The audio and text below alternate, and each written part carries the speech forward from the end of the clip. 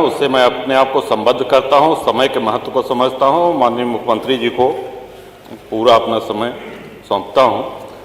अभी मोना जी ने जब विधायकों के वेतन और भत्ते की बात कही तो लॉबी में उधर भी यही चर्चा हो रही थी कि बड़े आशान्वित हैं हम लोग।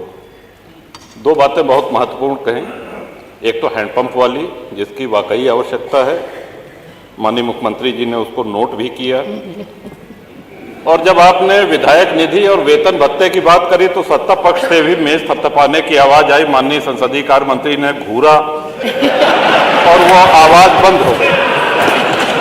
लेकिन माननीय नेता सदन विधायकों के अंतरात्मा की बात जानने वाले हैं, तो हम आशान्वित हैं। इन्हीं शब्दों के साथ बहुत बहुत धन्यवाद।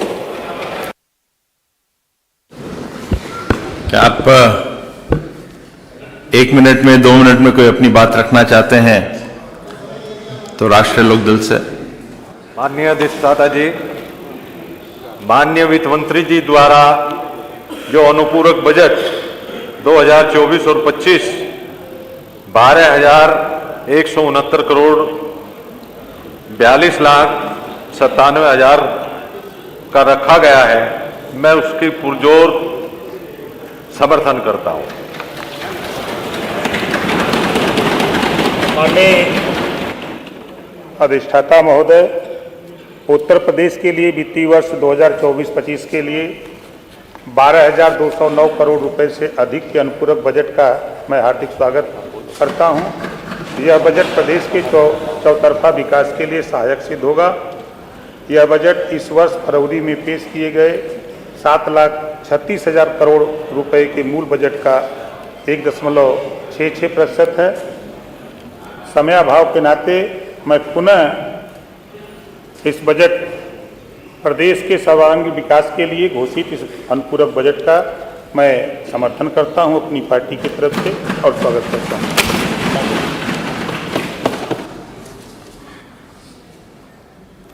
अधिष्ठाता महोदय, मैं निर्बल इंडियन शोषित हमारा दल की तरफ से इस अनुपूरक बजट का समर्थन करता हूं। बस एक अपनी आवाज़ को देना चाहता हूं कि 1857 की आज़ादी से पहले 12 अक्टूबर 1871 को 578 जातियों के ऊपर क्रिमिनल कास्ट घोषित किया था। इसमें पहला कमीशन का रिपोर्ट आया था, अंथा सेमन गैर committee 1949-50 Ananthasayanam criminal tribes act inquiry committee. उसमें सुझाव दिया गया था इन जातियों को कानून से उजाड़ा गया है। ऐसे 578 जातियों की दशा पिछड़ी जात, अनुसूचित जाति के रूप में ट्राइबल और घुमंतु हैं। उनको विशेष बजट देने की सभी केंद्र सरकार, राज्य सरकारों को निर्देश था।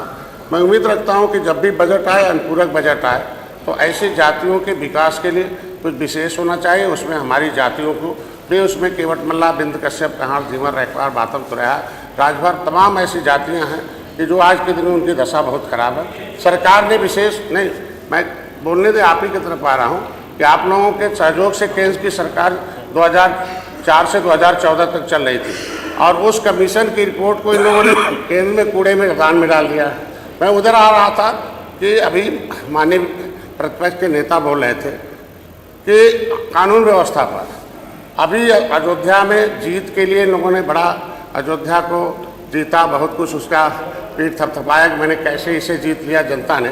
उस पर ध्यान आकर्षित करूंगा कि समाजवादी पार्टी का एक नेता जिसके घर में पुलिस चौकी चल रही थी और एक निषाद लड़की के साथ अत्याचार होता है, आज माननीय मुख्यमंत्री के संज्ञान में जेल जाता है।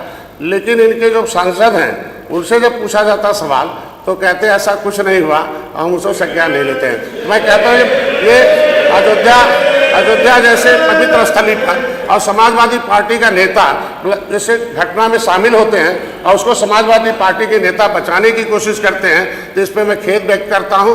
मैं उम्मीद रखता हूं कि समाजवादी पार्टी के लोग भी उसको पीड़ित के साथ खड़े रहेंगे और हम अपने सहयोगी दलों के साथ और भारतीय जनता पार्टी के साथ चाहेंगे कि ऐसी घटनाएं जो पुलिस चौकी चल रही थी रात में हटाई गई और ऐसे नेताओं को संरक्षण देना बंद करिए जो कुकृत्य में शामिल हो, अपराध में शामिल हो, चाहे हम अपने पक्ष के नेता हों और चाहे विपक्ष के नेता हों। अपराधी की कोई जाति नहीं होती है, लेकिन उसके साथ खड़ा होना उचित नहीं है। मैं फिर अपना समय पूरा मुख्यमंत्री जी को देता हूं और उम्मीद रखता हूं कि आगे सदन में इसका कार्रवाई की जाएगी। ये अपना दल सोनेलाल।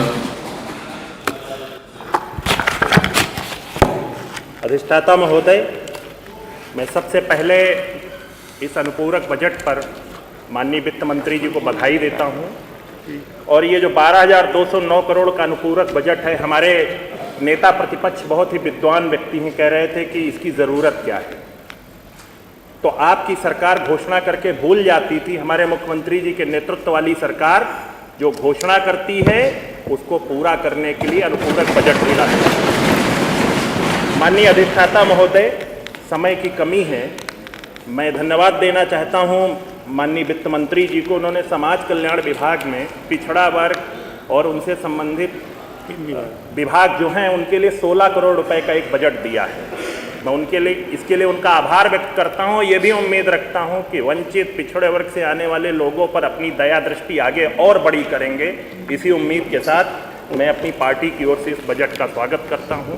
धन्यवाद आपका। आदरणीय मुख्यमंत्री जी।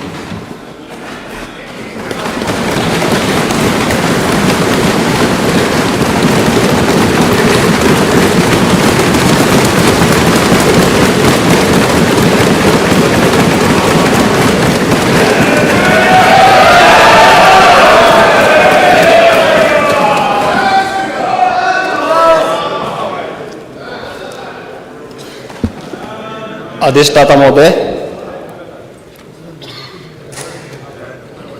मैं आपका आभारी हूं। माननीय अध्यक्ष जी का विशेष रूप से मैं आभारी हूं कि मानसून सत्र को सकुशल संचालित करने और कई विधायी कार्यों को सकुशल संपन्न करने के साथ ही वर्ष 24-25 का पहला अनुपूरक बजट भी इस मानसून सत्र में आया है। मैं हृदय से धन्यवाद दूंगा नेता प्रतिपक्ष का।